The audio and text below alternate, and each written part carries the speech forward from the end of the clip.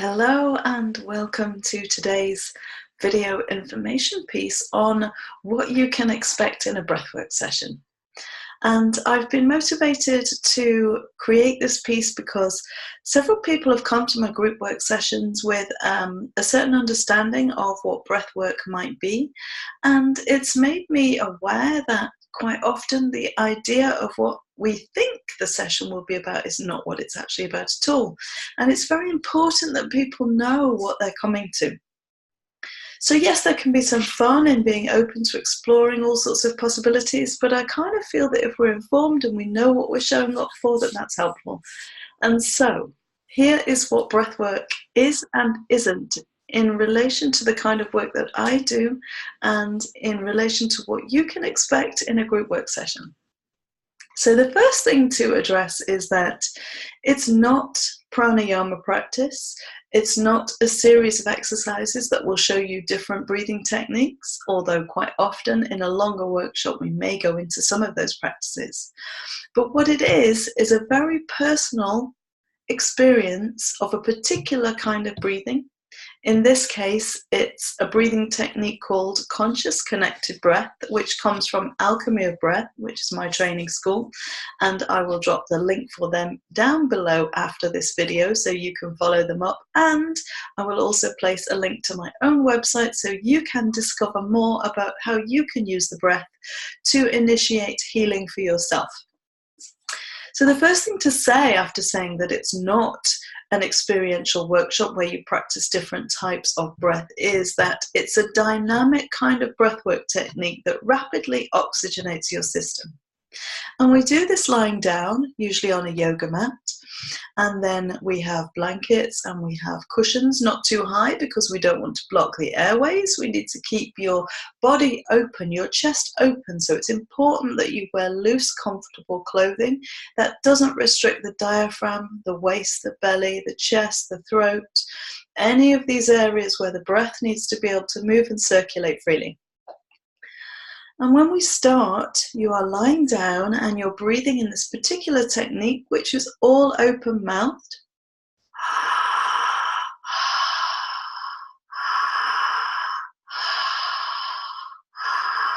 And you may be able to hear that that's a conscious, continuous breathing technique with no pause between the inhale or the exhale. And what this does is it creates a dramatic increase in oxygen into our cells, into our blood system, which also creates a reaction in the cells, in the mitochondria, where the carbon dioxide is flushed out, the toxins are released, and any energy that may be held in parts of our bodies that could have been stored there for a long time from when we've experienced trauma, and that energy has become stuck because we have not been able to release it from our body, from our somatic memory, and that means basically embodied memory, that this trauma is still stuck there. And when we start to breathe and we're opening the body up in this way, it's commonly experienced that people revisit these traumas. Now, this can sound really scary, but actually it can be in the experience of it, but it's not in the greater picture.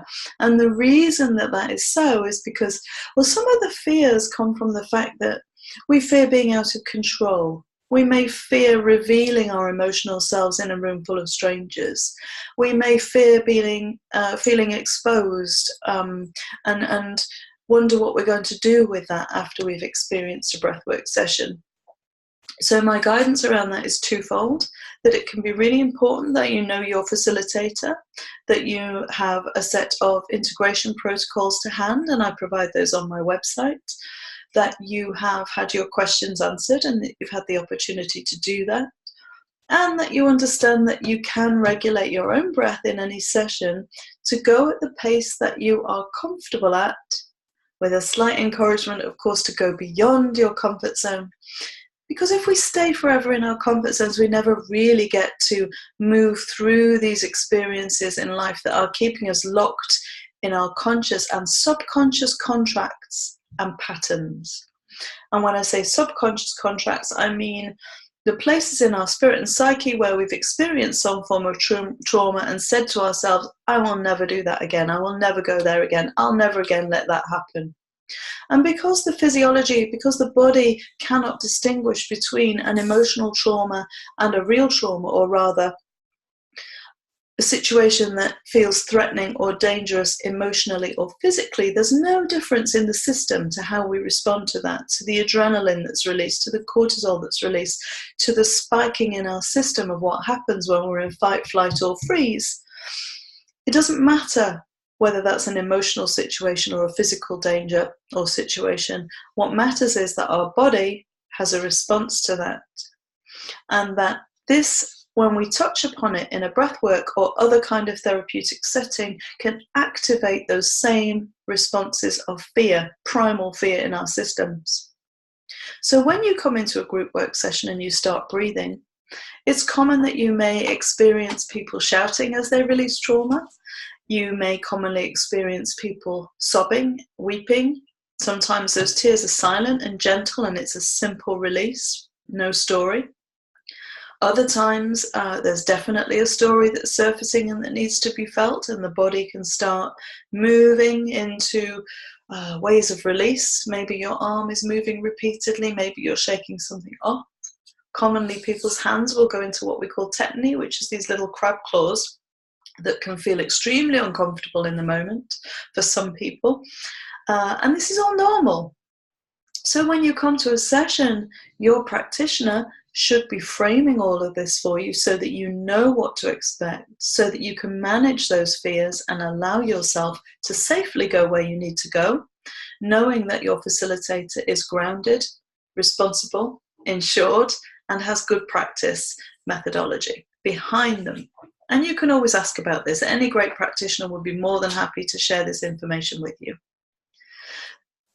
Alongside these things that you can experience in the group, my question then is, how do we accept all of this energy, all of this stuff that's being released around us, and not personalize it and not go into reacting, but rather choosing how we can respond, knowing that we have the authority, that we have the self-mastery, and that we have the power to do that now, where perhaps when we initially experienced traumas, we didn't have that power, either because we were children and we didn't have our own authority or a sense of that, or because we were in so much shock that really we experienced it as an out-of-body experience rather than an embodied one.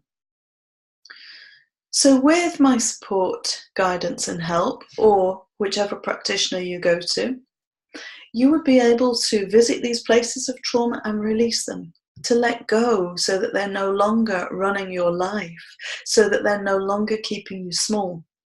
And I really encourage you here to go, as I said, outside of your comfort zone so that you can find the growth, so that you can meet your dragons and slay them, to use Joseph Campbell's Hero with 1,000 Faces analogy.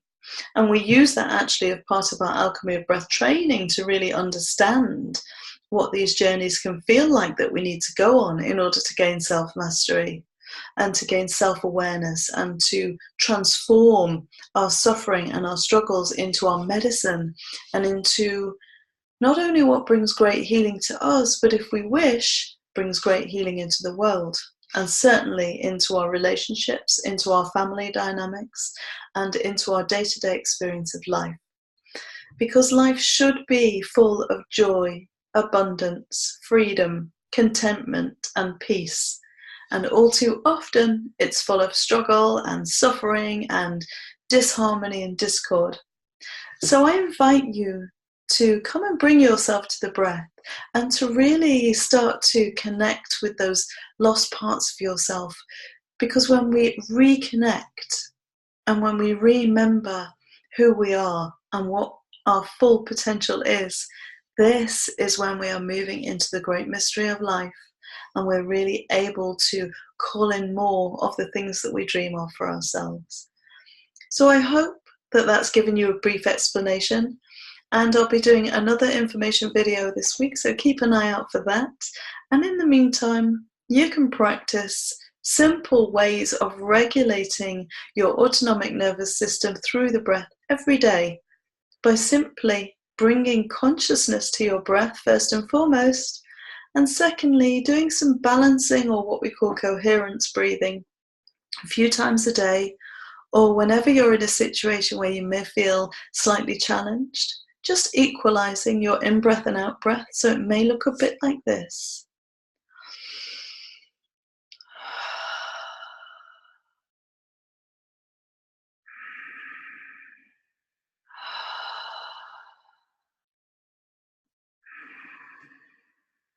With this counting in and counting out being of equal measure, it allows the body to really drop quite rapidly into a much calmer state. Thank you for listening. Enjoy your connection to your breath, and I look forward to speaking to you very soon.